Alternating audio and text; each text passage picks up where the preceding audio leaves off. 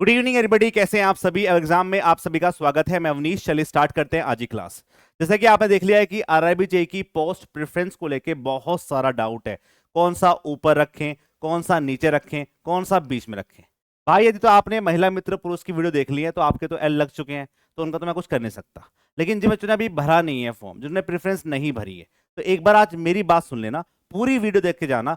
आपको पूरा समझ में आ जाएगा कि भाई क्या प्रेफरेंस भरनी है। फिर आप बाबा खोजोगे नहीं यूट्यूब पे, मुझे मैसेज नहीं करोगे सर पैसा किसमें ज्यादा कमाए, किसमें कम पैसा कमाएगा। भाई ये सब बताने की वाली बात थोड़ी होती है यूट्यूब पे। पर तुम्हारा भाई बताएगा, करप्शन के खिलाफ है तुम्हारा भाई, पर फिर बताएगा किस क्लास के अंदर। तो आज हम पोस्ट प्रेफरेंस के बारे में बात करेंगे। इस क्लास को शुरू करने से पहले मैं आपको एसएससी मेंस की थोड़ी अपडेट देता हूँ। एग्जाम की डेट अभी आई नहीं है भाई, लेकिन समझ लो सूत्रों से बता रहा हूँ, सितंबर के फर्स्ट वीक में आपके एग्जाम के होने के चांसेस बहुत ज्यादा है। तो प्लीज पढ़ाई पे कंसंट्रेट कर लो, रील बाद में देख लेना। क्योंकि भैया अभी आपका दिमाग खराब हो रहा होगा, एग्जाम की डेट नहीं आ रही, हम कहाँ हैं पढ़े। भाई पढ़ रहा है कोई ना कोई, इसका सिलेक्शन आएगा, तो इसलिए आप उस पढ़ाई पे कंटिन्यू काम करते रहिए।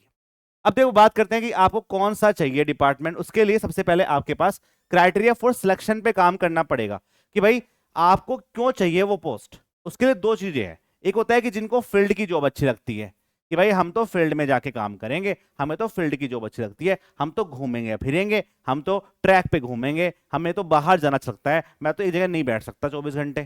ठीक है, तो ये आपके लिए फील्ड की जॉब बनी हुई है। फिर आप परेशान रहोगे, सेटिंग करनी पड़ेगी आपको 10-10 घंटे 12-12 घंटे, फिर आप वो नहीं कर पाएंगे। कुछ लोग ऐसे होते हैं, नहीं हम तो ऑफिस लवर है, ठीक है, हमें तो ऑफिस जाना है, एसी चलाना है और वहीं बैठ के काम करना है, तो उनके लिए अलग तरह की जॉब बनी हुई है।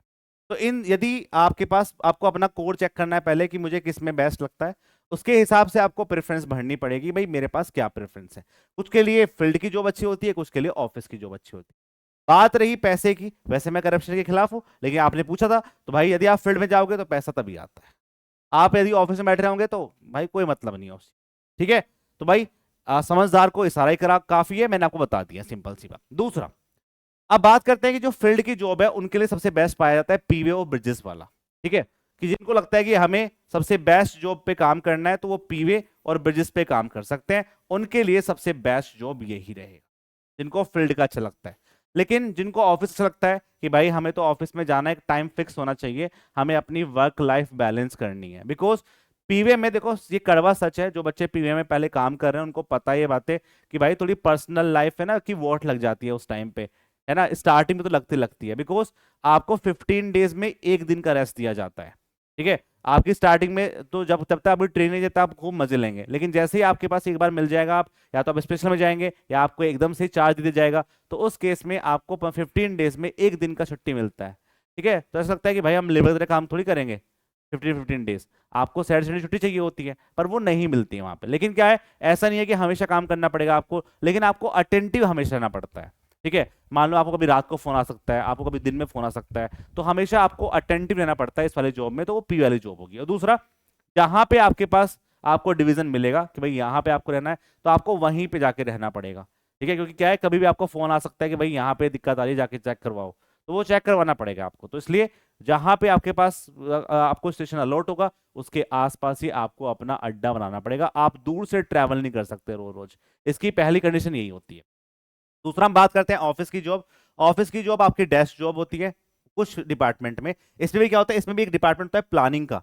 उस प्लानिंग के डिपार्टमेंट में लोग बैठ बैठ जाते हैं जाके डिवीजन में, लेकिन वो क्या है, वो कुछ लोगों को मिलती है, सबको नहीं मिल पाती, मैक्सिमम लोग फील्ड में ही काम करते हैं। इसमें क्या है कि ऑफिस वाले वर्क में कुछ आपके डिपार्टमेंट है, जैसे आपके इंजीनियर ड्राइंग वाला काम, उनका काम होता है शांति का, बैठ के आराम से प्रॉपर वे में वो काम करेंगे, और वहां पे मैक्सिमम केस में सैटरडे संडे छुट्टी होती है।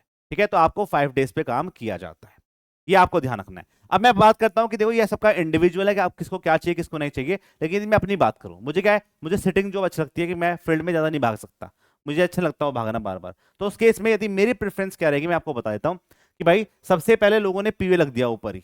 ठीक है भाई, पीवे में उनके लिए अच्छा है जो फील्ड पे काम करते हैं, मैक्सिमम लोग फील्ड पे काम नहीं करना चाहते, तो यार भाई इसलिए कट ऑफ इसकी कम जाती है, इसकी ज्यादा जाती है। कारण क्या है, कारण ये यहाँ पे भगा दौड़ी ज्यादा है, यहाँ पे भगा दौड़ी कम है, बट क्या है, पैसा भी है फिर उसके हिसाब से। बात करते हैं यहाँ पे डिजाइन एंड ड्राइंग की बात करेंगे, तो जो डिजाइन एंड ड्राइंग है उसमें मैं पहली प्रेफरेंस भरता यदि मुझे आपके फील्ड की जॉब नहीं चाहिए, मुझे ऑफिस की जॉब चाहिए। दूसरा, R&D रिसर्च एंड डेवलपमेंट चाहिए। ठीक है, वर्क्स पे काम कर सकते हैं, प्रोडक्शन यूनिट पे काम करते हैं, ये सब काम आपके पास जाके वहीं वर्कशॉप में होता है, आपको बाहर नहीं जाना पड़ता है। ठीक है, ये नहीं कि आपके पास आपको पूरा डिवीजन मिला है 60 किलोमीटर का, 30 किलोमीटर का, उसके आप राजा हो, कभी यहाँ घूमते फिर रहे हो, कभी वहां घूमते फिर रहे हो, ऐसा नहीं होता है। पीवीए ब्रिजेस में ऐसा होता है कि आपके पास आपको ट्रैवल करना पड़ता है, यहाँ पे ट्रैवलिंग अलाउंस बनता है, उसी से ये बनेगा। ठीक है, समझ जाओ। तो पीवीए और ब्रिजेस में यह बात आपको ध्यान रखनी है। क्लियर। और सब डिपार्टमेंट में, इस वाले में, इस वाले में, इस वाले में आपके पास डेस्क जॉब होता है मैक्सिमम केस में। ठीक है, प्रोडक्शन यूनिट में कभी भी आपको बाहर जाना पड़ता है, लेकिन इस वाले 3 केस में आपको मैक्सिमम केस में रहना पड़ेगा। कहां पे? आपके ऑफिस के अंदर ही। ठीक है। दूसरा, पीवीए में आपको फील्ड में काम करना पड़ेगा। तो भाई इस हिसाब से अपनी प्रेफरेंस को भर सकते हैं जो आपको चाहिए।